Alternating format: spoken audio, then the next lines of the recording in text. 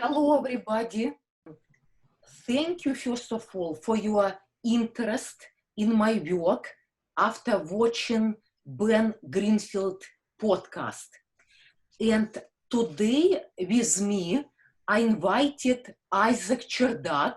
He's my client who knows my methodology, and he's a computer engineer.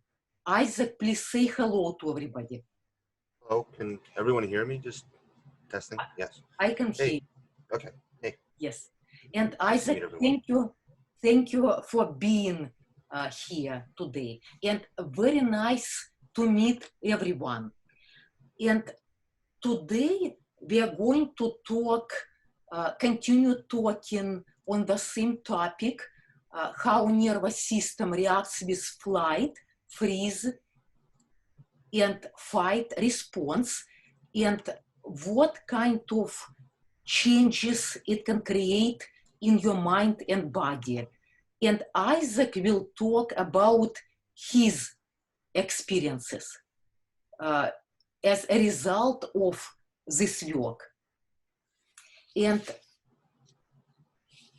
first of all, I would like maybe to explain a little bit more how unconscious mind reacts to trauma. I will give you as an example. I watched some TV show long time ago. It was about fears and phobias, and it's very interesting that some people have fears to things that are very surprising. For example, there was a person on the TV show who was horribly fearful to ketchup. And why would you be afraid of ketchup, you might ask? And that's why I would like to talk how I believe unconscious mind responds to trauma. My understanding that person was fearful to ketchup because something happened in his earlier childhood, some maybe traumatic experience, and during that trauma, and it does not matter what kind of trauma, physical or emotional, that ketchup was present. And in this case, unconscious mind is looking what is around during traumatic experience, because it tries to protect you in the future from those things that were around traumatic experience. In this case, for that person, somehow unconscious mind decided that ketchup was one of things that created trauma. And in this case, people can respond their nervous system to many things, like I told before, to certain sounds, to visual, what you see, to what you touch, to motion, and also olfactory, gustatory, what you smell, what you taste, especially if it was present in a certain specific way, certain sounds, certain things you saw. Like even temperature, some people are sensitive to hot temperature or to cold temperature. And in this case, either your unconscious mind will create that warning signal, it can be even fearful response, or even your genes can express to genealogical trauma if it was certain kind of similar experience. And I believe that your unconscious mind remembers everything in order to protect you. And if, for example, if you had certain experiences and they are traumatic and they're reoccurring, something reminds your unconscious mind about that trauma. Your unconscious mind will look among those memories during your childhood and even your womb experience. And what I believe, if some experience is not familiar to your unconscious mind, you never ever had such an experience. In this case, what I believe, genes will be expressed and your unconscious mind will look even for your ancestors' experience genealogically, if it's similar to what you're experiencing now. And I would like to give you another example how your nervous system might react. Let's talk about people's reaction to snakes. And I'm talking about poisonous snakes because I know some people have snakes as pets. And I love animals and I'm okay to be around snakes. Only I'm concerned when they're poisonous, I would not like to be around them. Or even if they're not poisonous, for example, anaconda can attack even a human being.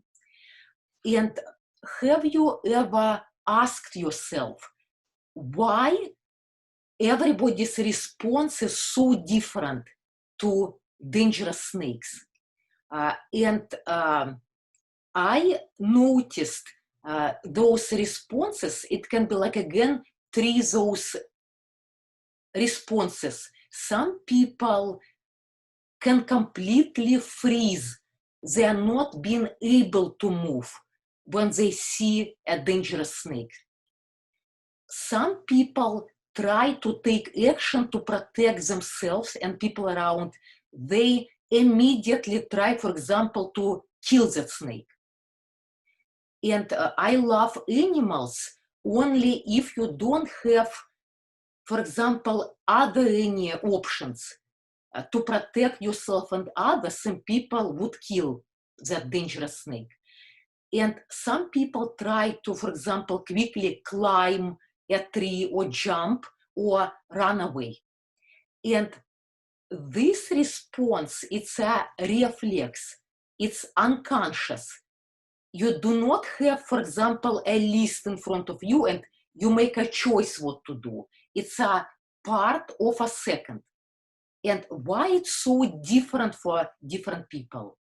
And I believe it's because you have knowledge, wisdom, even genealogically, like animals do, for reflexes.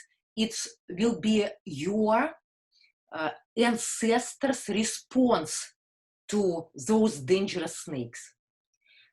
And sometimes it works very well, and sometimes it won't work. For example, if you are frozen and snake is moving towards you and it would like to attack you, and frozen state of nervous system possibly won't be the best for that case. For example, it will be good to run, for example, as fast as you can. And vice versa, in certain cases, you need just to stand still around certain kind of animals. And that's why in real life, your unconscious response can help you very well for that moment. Or on the contrary, create a problem. And we will talk, Isaac will explain his understanding and his experience of the methodology I created today. He will explain today about this. And let's also, I will ask maybe Isaac now. Isaac, what do you experience? How would you explain how this methodology works? Like what I did for you during sessions? So I kind of look at it as, I just want to make sure, can you guys hear me okay? And please maybe adjust your microphone closer and please adjust it to a higher volume, please. I just don't want to hear too much of the fan. Okay. So the way I look at it is, I don't just look at it as determining what is the best course of action. I also see it as, in some sense, there is a natural, there is your core natural response as an individual. And I kind of see this as like, maybe you'd say a large river with a very high current. And your unconscious programs that you built through traumas are kind of things that get in the way of the river flowing smoothly. So it's like placing blocks there. Certain parts of the river become too extreme. Some parts don't have enough flow. And one way this can accumulate is stress and anxiety. That's one of the primary reasons you would want to work on your unconscious programs, because it could change the difference between you just being stressed out for no reason in an exam and you just being like, oh, this is like doing my homework at home. So that would be my general explanation. Thank you, Isaac. And let's talk about how unconscious programs, we'll talk more about that, how unconscious programs can affect your mind and your body. And during Ben Greenfield's podcast, I talk about that people can experience, for example, certain things in how their face is, and also how their posture, how their voice is, and also even the way of thinking, perceiving themselves, the world around, and other people. And I would like to talk briefly about people with multiple personality disorder. There are some medical articles about some medical doctors' experience when they had patients with multiple personality disorder, and they were different people. And for example, one person had psoriasis. It's autoimmune disease of skin. Another person had allergies. And those medical doctors were surprised when those patients experience themselves through certain personality, all symptoms were pretty much gone. They did not need even a medication, pretty much no symptoms. And you might ask, why is that?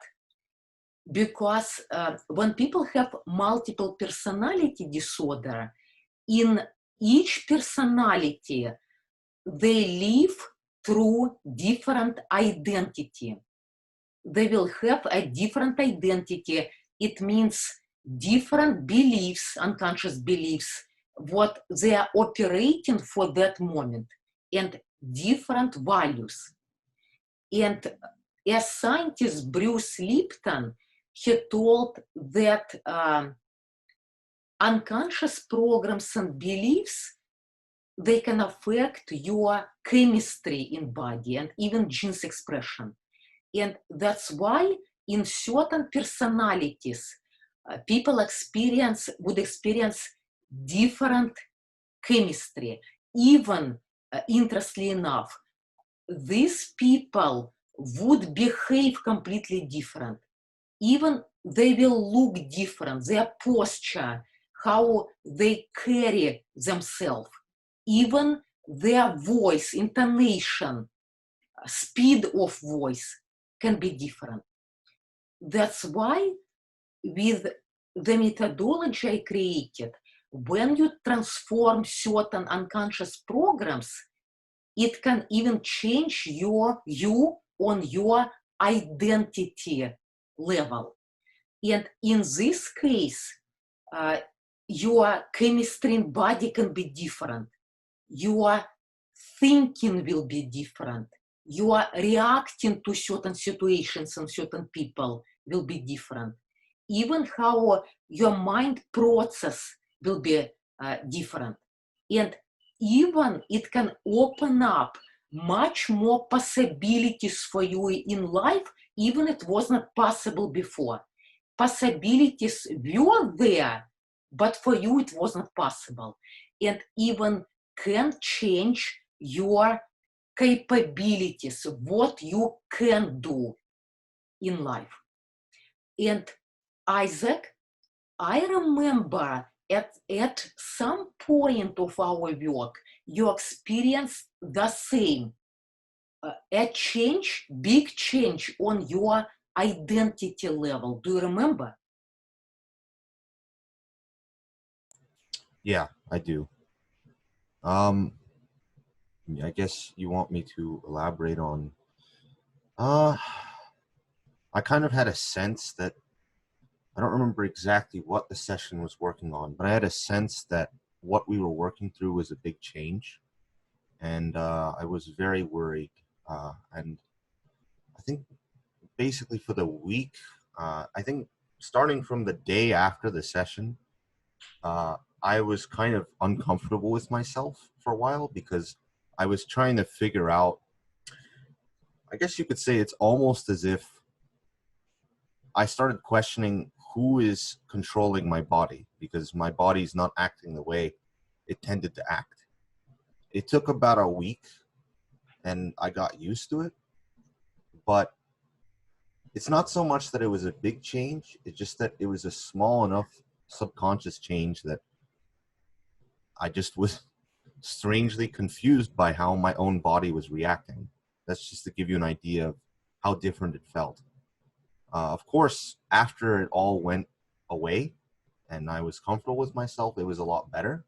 I'm just describing kind of how even the notice of the difference in identity felt to me during that time.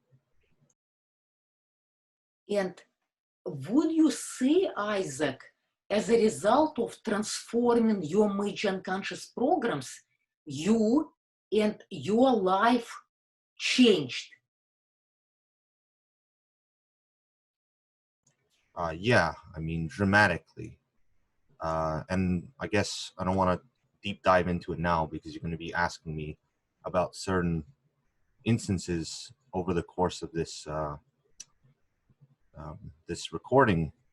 But yeah, I mean, from general anxiety around other people, social anxiety, comfort with myself, uh, constantly losing short-term memory. I can name, things upon things that we worked on and improved in ways that I never could have imagined. And would you say your quality of life overall became much better now? Absolutely, yeah. Thank you. And I would like just to mention, I helped Isaac with multiple issues. And among some of his issues are pretty much gone now. Like he had severe allergies, they're pretty much gone, and Isaac will talk about that. Also, in like very big sensitivities to sounds. And also some issues are significantly improved, such as anxiety, nerve twitches in face, body, also significant improvement of emotional intelligence. Also physical restlessness in arms and legs. Isaac became much more resilient to hot temperature.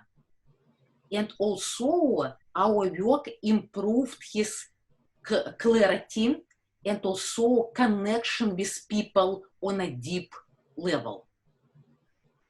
And we worked on other issues and just mentioning what were major one.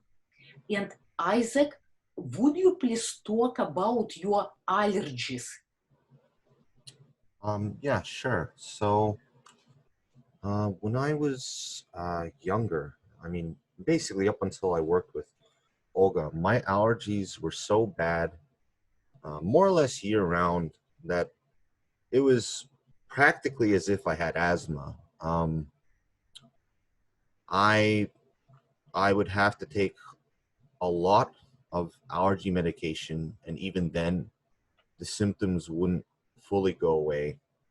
But it was kind of like I just kind of couldn't really breathe fully all the time.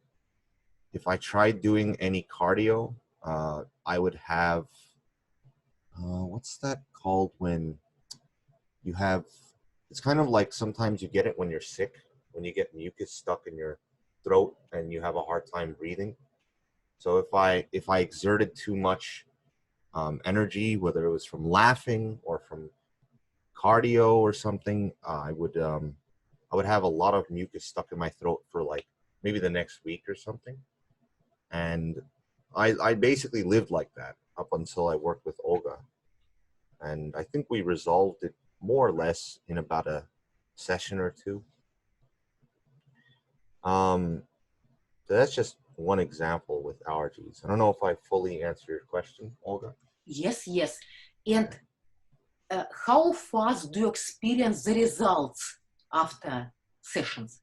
Um, I mean, usually it happens anywhere between after the session to the next day. Some of the more complex programs, like the one I talked about regarding identity, those took like a week or so for me to fully feel the effects.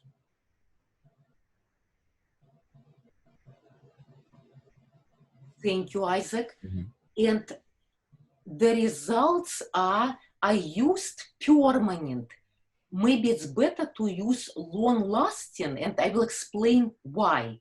For example, if I help someone with migraines, severe migraines, I believe it can last for life, unless if the person, for example, get into a severe car accident. And after that car accident, because of, for example, brain damage or concussion, that person might have migraines, but not because we did not finish working on migraines, not because something created it additionally, if it does make sense to everyone. Does it make sense to you, Isaac? Yeah, I mean, if I could put my own twist on it, it's kind of like you address the trauma or the subconscious program specifically. And if another subconscious program or trauma of any kind comes along that gives you the same effect, you can't say, oh, you didn't fix it. It's just that what she fixed was the program you had at the time, not the program that came later in your life. Yes, or for example, physical trauma created something like similar, for example, Yeah. right? Yes. Thank you, Isaac. Mhm. And Isaac, maybe people will be interested to know the experience during sessions, Okay. because it's not my experience. That's why I invited you, so Yeah. people can learn from both of us. Okay. How can you describe your experience during sessions? Um, well, I mean, overall, it's of course going to depend on the person and how comfortable they are with, um, I guess you could say, being open. and looking within themselves, because many people are very closed off about even the smallest things, like talking about their fears or talking about their insecurities. So that's for sure something that you're going to end up having to discuss. It's just inevitable. If you want to address a problem, you have to think about it. Um, but to me, I never really had an issue because I thought Olga was very genuine and she really wanted to understand me rather than tell me that everything I was doing was, something to be judged. Rather, she looked at it as everything can be improved. So I always found that to be something positive. And overall, I found the sessions to be very natural, enjoyable to me, maybe. Of course, feeling the feelings I had to feel to address the situation wasn't always the most pleasant thing. So, for example, if I'm working through something related to temperature, I've had instances where my body would start becoming really cold and I had to put on like 3 layers of blankets. And then after the session, it kind of went away. But that's not because of Olga, that's because I have to address the problem. Um, I'm saying the actual interaction itself felt very natural and enjoyable. And for sure, after the session, I always felt like I left learning something about myself or having improved in a major way. Thank you, Isaac. Mm-hmm. It's so interesting what kind of information can come during sessions. Even for me, I never stop being surprised what's coming. And part of that, unconscious mind can communicate with certain symbols or even visual or kinesthetic memories, even genealogical. And people can understand how it's relevant what happened back then with ancestors to your present concern. Did you experience something like that, Isaac? I'm not. Can you maybe restate that? So you mean my experience with? Yeah, go ahead. Sorry. During our sessions, some information came. What caused that issue, for example, was coming from your ancestors, for example, grandparents, genealogically. Yeah. And it was not just what happened, it was an understanding what was going on back then, what is relevant to now, how it's affecting your mind and your behavior. Right. Right, Isaac? Yes. Yeah. And the information is fascinating what's coming. It's so Yeah. I mean, for interesting. example, like I won't state the exact events, but there were certain events that I kind of saw that I definitely didn't live in my lifetime. And I thought about it and realized that there those were related to historic events that my grandparents went through, and I didn't expect to visualize those things because I don't usually think about the events that I saw during the session. So And very traumatic events, like yeah. truly violence, war, like so traumatic. Mm-hmm. Yes. Thank you, Isaac. Mm-hmm. And I would like, Isaac, would you please talk about, we worked on some, we never worked on your vision specifically. Mm-hmm. It's what I remember, we did not do so. Yeah. Only as a result of working on not having clarity in life. Mm-hmm. And as a result of transforming certain other unconscious programs, suddenly you experienced that you can see without glasses if Yeah. you want to. Right. Yes, would So you? the distinction is that in the past, um, if I didn't wear glasses, it's not that I couldn't see; it's that I had an immense pressure in my eyes, and because of that, I would wear glasses, and I never thought twice about it. I just assumed, oh, it must be that I'm just stressing my eyes out. But as Olga said, we didn't work directly on my eyesight. We were just working on clarity for my life. And after the session, I did notice that I didn't really feel the need to wear glasses the same way. And I could just not wear them for longer periods of time. Right now, the only reason I'd wear them is if I'm reading something. So usually on my computer or reading a book. But I don't need them outside of that. And even without the glasses, I'd usually be fine. You can read on a computer. It's only right. I could read before. The problem was I had immense pressure in my eyes when I tried to read things for more than 30 minutes without glasses, and it went away even though we didn't work on my eyesight directly. So it was like a side improvement. Essentially, that's what we're describing here. Yes, and I help some people to work specifically, for example, on eyesight, even people who are older than 55 years old. And after that, they did not need glasses because even we did not work specifically. It's so interesting how there can be positive consequences of benefits in other areas, even we don't work on those areas, right? Yeah. And also, I noticed many things shifted about you, Isaac. Mhm. Even the quality of your voice. Like it's more, Yeah. now I can hear more emotion in your, more liveness. I wish we could record. I wish we had a recording of what my voice sounded like before.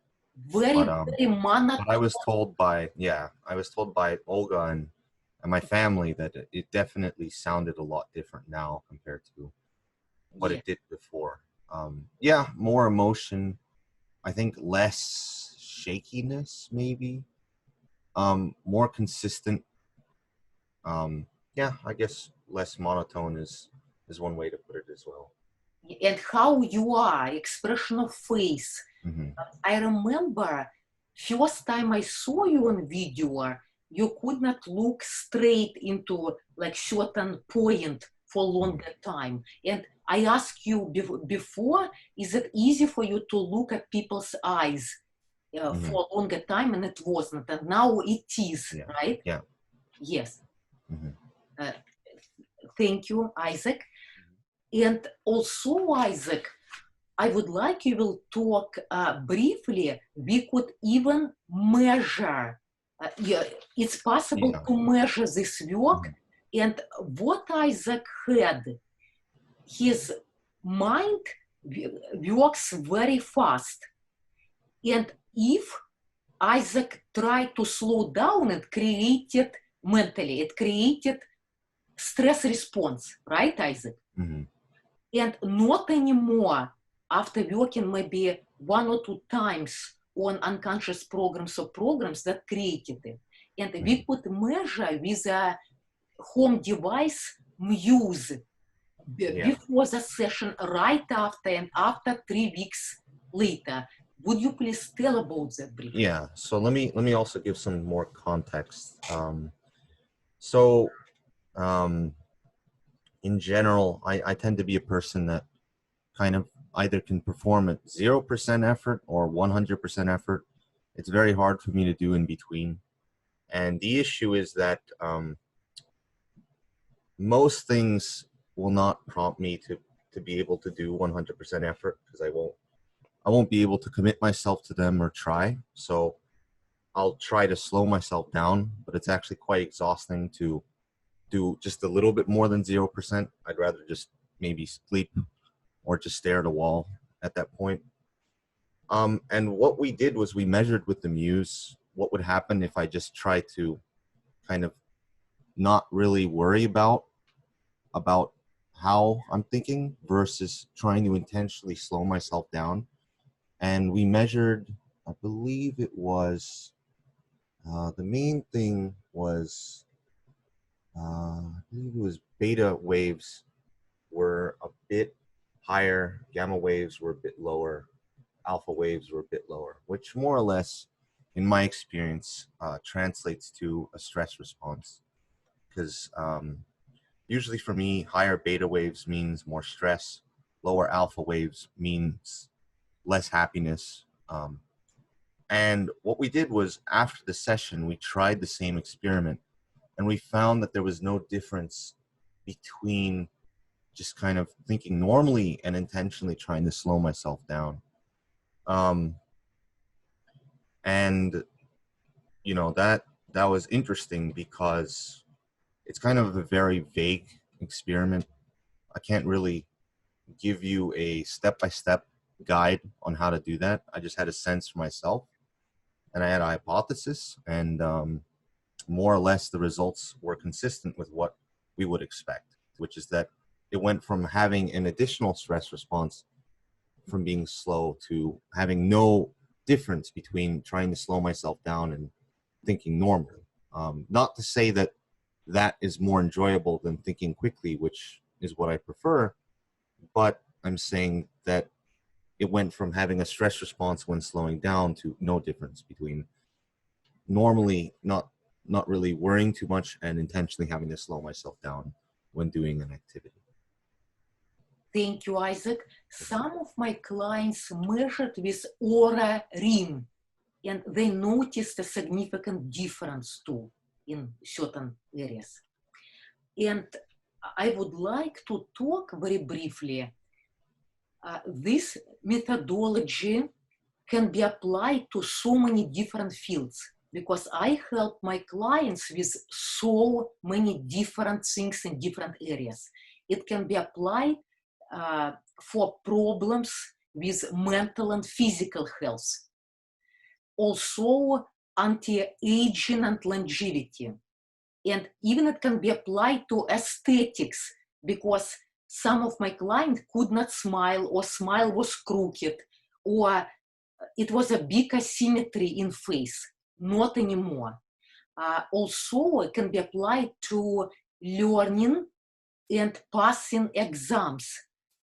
Very brief example, I had a medical doctor who needed to renew her medical license. I believe it's done every 10 years.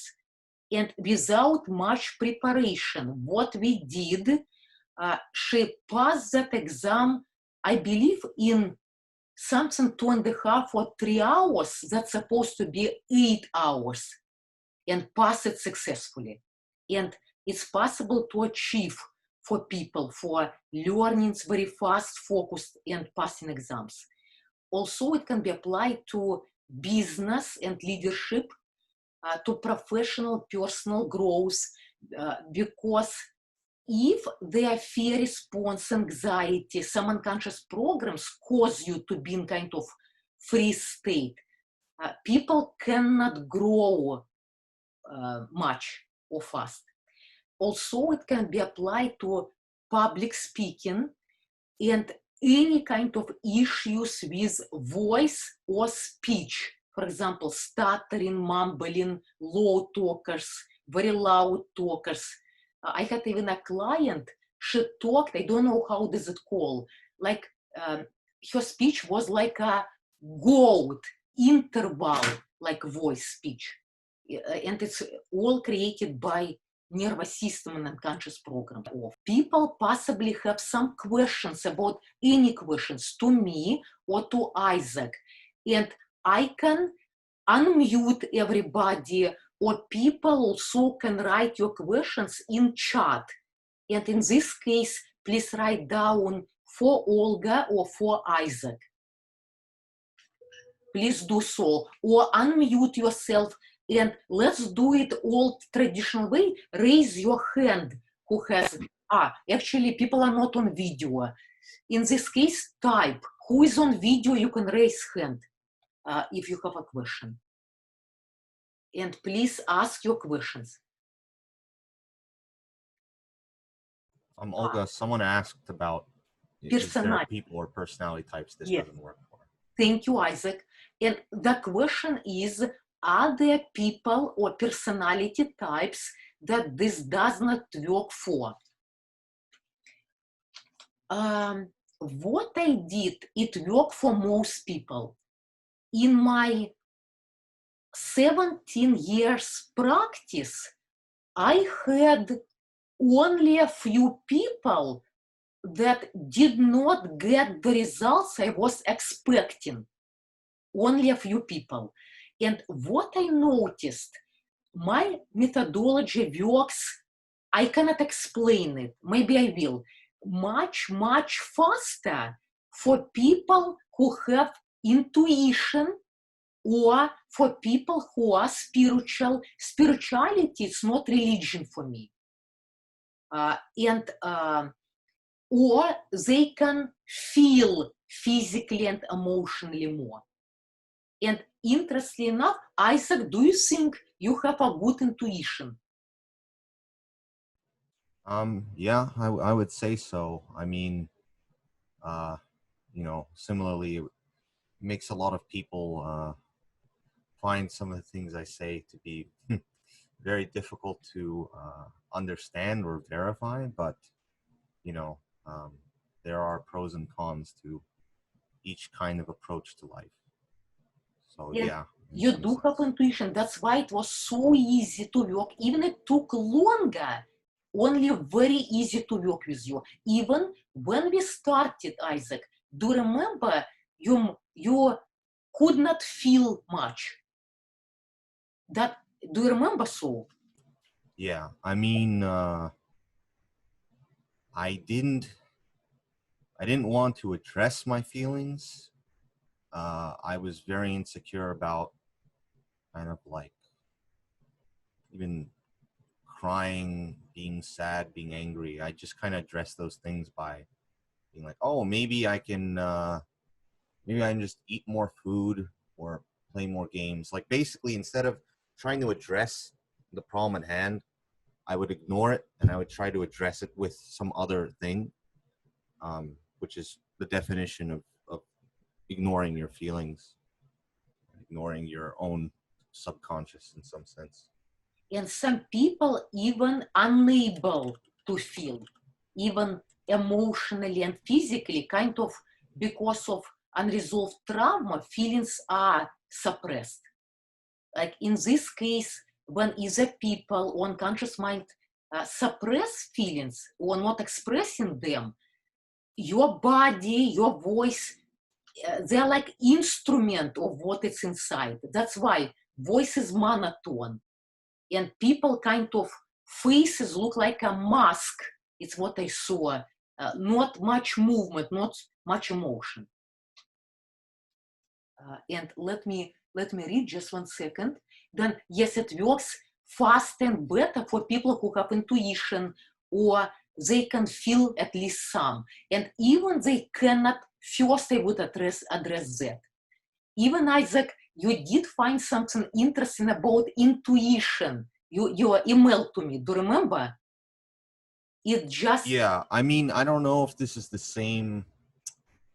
There are a lot of ways you could define intuition, but I mean, uh, I kind of go along the lines of Jung's cognitive functions that he describes. So there are intuitive and sensing functions, and I mean it's quite a time to spend to understand all of it, but um, there are ways that they've been classified into different personality types, Mhm. and the ones that are intuitive are said to have an intuition function as one of the priorities, um, versus what they call sensing function, which is more about taking your observations through everything you sense with your senses, versus intuition, which is kind of more of a like you don't quite see what you see in front of you, you kind of see it through some sort of internal imaginary or creative filter, Mhm. and you kind of come up with things that maybe aren't just apparent in front of you. Thank you. Um, And I would like to mention both of us, Isaac and I, we have a very complex way of thinking. That's why, like, we understand each other so well. And also, what I do is very complex. I can maybe uh, explain it uh, parts, I will eventually write a book. There is a science behind what I do. We didn't have time to talk about science. It's what I talk more during my webinars. Does it matter if you are skeptical, Mike is asking. Actually, I had so skeptical clients. Some of them, they were lawyers. They were analytical, investment bankers. And it still did work, no matter how skeptical they were. And if you are more open, possibly it will work faster. Arlene asked Isaac, what do you mean there are pros and cons to each approach to life? Are you referring to pros and cons of intuition? That seemed to be what she was referring to. I tried to answer it in the messages. I don't know if I've addressed it so far. Okay. So she can respond there. I'll be replying by messages. Yes, and Isaac, you wrote, you were pretty skeptical at first, right? Yeah. Yes. Yeah, but I mean, you made me feel comfortable and you answered my questions. And to me, I was just like, I mean, this is therapy. I just be open, talk about myself and see what happens. And then I was happy with the results. So. And like, again, what I do in the future, it will be possible to measure. I would like to do a small group study, case study. Only I don't have time and effort to do it now. And also, I would like to tell everyone, science cannot measure everything. It can some and not other things. That's why certain things science cannot even explain. Okay. So Irene asked, Olga, would you consider your technique metaphysical? Actually, maybe what does it do at the end? Possibly it will be possible to explain, like I saw even blood test results from my clients before and after. I did not ask them to do so. They wanted to do it. And the results were remarkable. Even their doctors could not believe it's possible to achieve. And on a more molecular level, I believe there are changes too.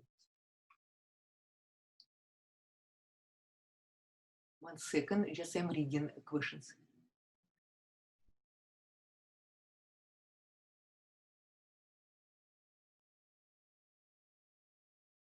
One moment.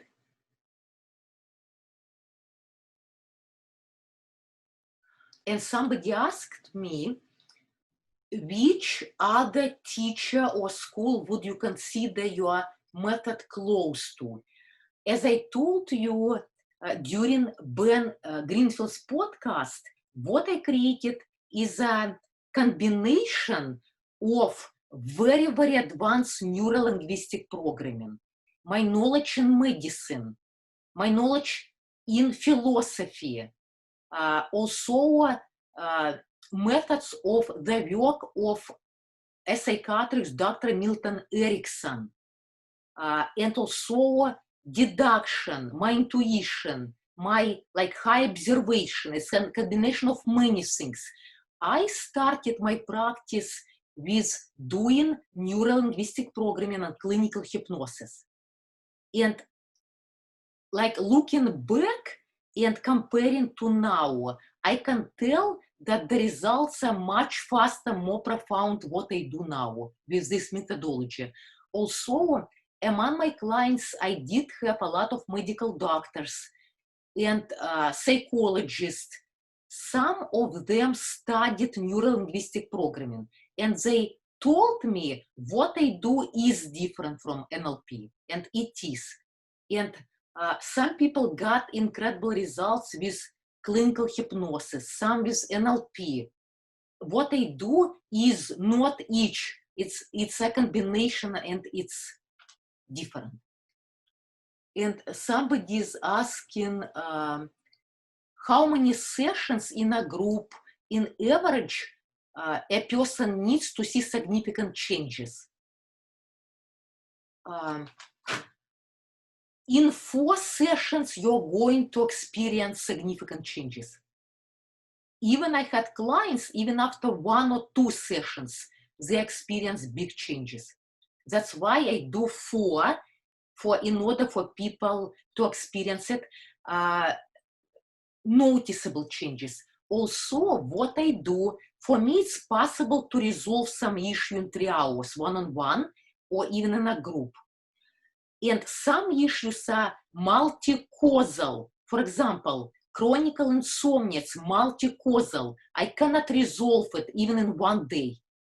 It will take more. Only, interestingly enough, what causes insomnia cause you to have many issues in your life. And working on insomnia will resolve other issues in your life, if it makes sense. Isaac, doesn't make sense to you, what I'm talking about?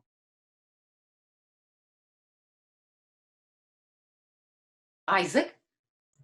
Sorry, I was not Like, muting. It was not on muting. I didn't quite hear that because I've been trying to respond to things by messaging. Can you yes, repeat the sentence? working on one issue can resolve others, even if we are not working. Yeah, exactly. Yeah. It's kind of a ripple effect too. I mean, from a more maybe mathematical perspective, you can think of it as there exists a cause, right? So let's call that set A, and then we have, set B and set C are 2 actual effects on your life. So that cause, set B and C were subsets of set A. When we addressed set A, it resolved set B and C, even though A didn't appear on the surface to be close to or the same as set B and C, if that makes any sense. For me, yes, it does. So Mike asked, how do you identify trauma based on drawing facial structure voice? Because trauma would create neuromuscular lock in everything. Body, the way of limiting reality for you, limiting thinking. And I would see it in drawings and patterns and everything, your voice. Okay. And Dr. Olga, can I follow up that question? Yes. But how would you identify what specific trauma was causing the change? Like you can say, oh, his face is showing he has trauma. How do you get to the specific trauma that you're trying to work on? Yes, specific trauma, what possibly causes it, will come during sessions. And one-on-one, mostly likely. And I also can ask people who are interested, like we even can ask where it's coming from, genealogically, womb, childhood. At the beginning, Isaac was interested to know. Do you remember Isaac? And even it's possible, I do not recall, like I don't take time to totally recall each memory. Some major memories can come because it takes a lot of time to recall each memory. And it will be specifically what it is related to. So how would that work in a group session? If you have 6 of us there, how are you going to dig into the specific trauma for each person and work on it?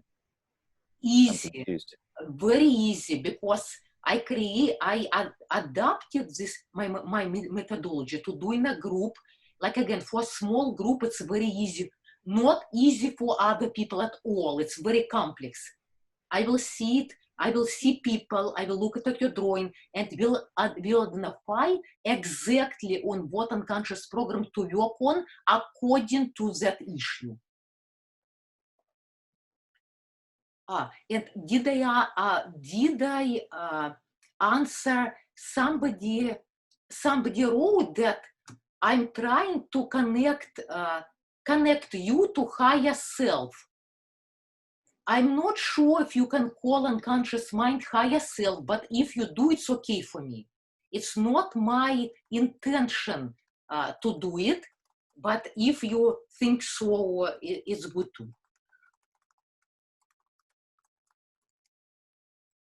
Yes, and some people call unconscious mind, some subconscious is the same. Do you teach your techniques to people?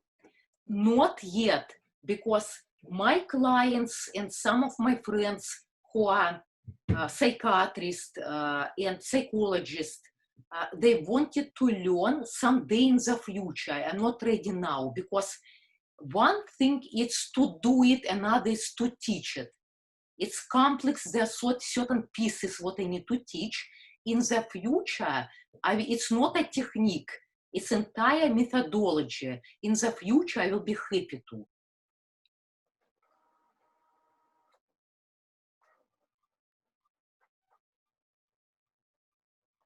Okay.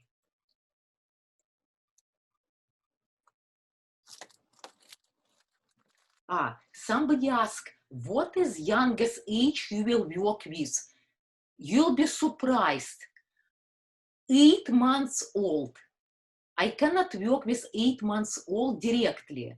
I will work with a parent who is more connected with the child, because I could not say no to mother of the child because that child could not swallow even liquid. In this case, it's a really dangerous situation, cannot eat. That baby could not eat. And we resolve it very fast, working with the same methodology through mother, and mother will do drawings. And I had different ages of children. I can work directly with somebody maybe 8, 9 years old. If somebody is more mature at 7, possibly 7. And Philip, this sounds like very difficult work for both the client and Dr. Olga. It's not a quick fix. Actually, it's detail work. It's complex. Only Isaac, are you there? Isaac, it's not there for now. Isaac, can you hear me? Yeah, sorry, I had to step away. No, it's okay. Would you tell that it was very difficult for you to work with me? I mean, in the initial sessions, I was simply still getting comfortable with the whole process, right? Yes. I wouldn't really call it difficult per se in terms of like off-putting or anything. Maybe just kind of getting used to what's going on. But I wouldn't really ever call it difficult. It's more just practicing being more open and relaxed and less like needing to I guess there's a sense in which you simply have to not question everything so much, and that comes with experience and your own sense of comfort, because I am a person that questions more or less everything. So for me to be comfortable to not need to question every single thing that we're working on quite as I do most of what I see in the world, I guess that also came from experience. Right, because it can be intensive, right? A lot of information, a lot of to process, because even after sessions, I need 2 or more hours to process so much information to kind of like sometimes I could be really, really exhausted afterwards, even though it's like an hour and a half. And sometimes people feel tired, but not always. And some people on the contrary more energized. It's up to your experience. And I would like to tell certain quick fix. If you have multiple issues, I cannot do it in one session, or even in 4 group sessions to fix everything. No. It's possible to resolve certain things very fast. I hope. So, yeah, and that's what I mean by difficult, I guess, is it's intense, right? It's not something you just it's not it's not presented for you and you just take it like, you know, listening to music, right? It's not binaural beats that are, you know, this magical thing supposedly. That's what I mean. It can be pleasant during the session, like Isaac told. Also, why I created this methodology? Because for myself, I don't want to use many different techniques for the rest of my life to feel better for that moment using the technique. I'm not patient for that. I prefer to resolve it and resolve for good. And do not deal with that anymore. That's why I created this methodology. Because some people use techniques for you to teach, like how to feel better. It's not for that. I do not teach techniques unless I do webinars. I have so many powerful tools and techniques I can teach you, but not it's what I do during sessions. It's a very deep, complex, and transformative work with very fast results. Can I add my own twist to that? Yes. So it's kind of like those techniques that I think were mentioned are more like coping with the symptoms of a problem, whereas Olga is trying to find the root cause and address it directly. So the symptoms no longer come back because the root cause has been addressed.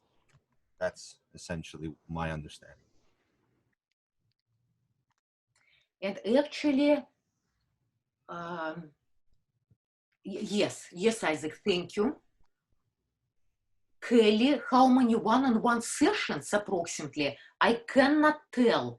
Even for two different people, it can be different according to what will come, what caused it. Because if it's multi-causal, I cannot resolve in one session. I can achieve improvement in that area only if there are more than one unconscious programs cause it. It's just impossible to resolve everything working on one program, if it does make sense to you. Certain things it's possible to resolve so fast, and certain, like, for example, weight issues, chronic insomnia, kind of addictive personalities, it takes longer time.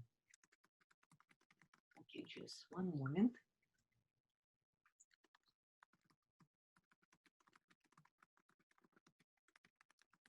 Somebody asked if I just will read, can you do other healing type therapies simultaneously, only this? Example, acupuncture, homeopathy. Do they interfere with that, what you are doing? Not, you can do other types of therapy. Yes, you can, like acupuncture and homeopathy. You can do, yes. And Mike, thank you, Dr. Olga. Okay, send you an email for trial. Okay. Do you have any other questions? You can unmute yourself and ask, or you can type.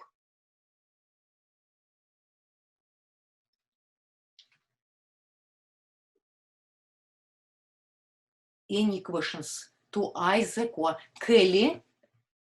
Please unmute yourself, Kelly. Hi, I just have a question. If you have like a chemical toxicity in your body, let's say molds or like heavy metals, would your therapy kind of get the body more better? The body can kind of get rid of things? Like, is it kind of like you're healing like the subconscious so that the body can function better, or would it not affect like somebody that had like a toxicity? Kelly, you asked a very good question. I had several clients with severe mold toxicity, and they were seeing functional medical doctors, and they got incredible help in detoxification, supplements. Only that part was not addressed. They still had kind of neurological symptoms, different, extreme sensitivity to light, sounds, being very, very tired, for example, or feeling fatigue and other symptoms. I have a theory even on mold toxicity, because not everyone who will be in presence of mold will have symptoms. For example, I can be in presence of mold and I won't get symptoms. And some people are extremely sensitive. My theory is these people who are extremely sensitive to mold, even genetic test shows that it can pass genealogically. That's why I have this theory that possibly your family roots, your ancestors lived in somewhere where it was like dumpy, wet weather, like Great Britain, Ireland, Scotland, maybe somewhere Scandinavia. And in this case, certain unpleasant events or any kind of traumas were happening around mold being present. And that's why unconscious mind kind of put a mark that unpleasant events and traumas, mold is around. That's why it could pass genealogically. When it will be mold, it's danger. And react certain way your immune system, overreacting, like to viruses and bacteria, the same to allergies.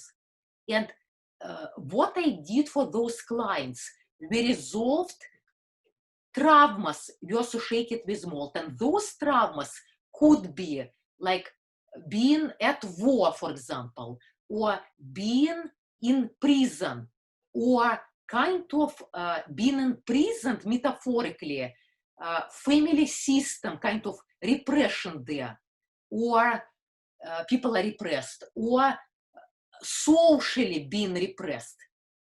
And interestingly enough, what I noticed, what I heard during sessions, similar situations expressed genes to feel certain way. Does it make sense to you, Kelly, what I'm talking about? Yes, thank you. And in this case, resolving that would kind of minimize the effect of what mold creates. And like again, it's good to go to a functional medical doctors and do detoxification, do other things. Because what I do, it's a kind of additionally to that. I understand. Thank you. You're welcome. And are there any more questions? Any? You can type your question or just raise your hand, like there is a sign raising hand. I guess no. And somebody wrote, this was great. Thank you. Thank you for participating. And please, like again, email me if you're interested in one-on-one or groups. And in the future, when it will be demand, I will create a bigger group. And if you'll be interested in that, like again, it won't happen soon. And thank you, everyone. And have a nice evening or day or morning. It's because some people, I understand, are from different countries who are participating today. Bye, everyone. Bye. Thank you. You're welcome. Bye. Bye. Thank you very much. You're welcome, Philip. Thank you, Isaac, very, very much. I'm so grateful you could talk to people. Sure. Yeah, Thanks thank you for very much, inviting me. Isaac. Yeah, sure. I identified with a bit of what you said. Okay. Yeah, I I understand. love the set theory description. That was awesome. Yeah, well, I'm mathematically minded, so I thought maybe someone wanted that kind of approach. Oh, I loved it. It's great. All right. Thanks. Yep, sure. See you guys.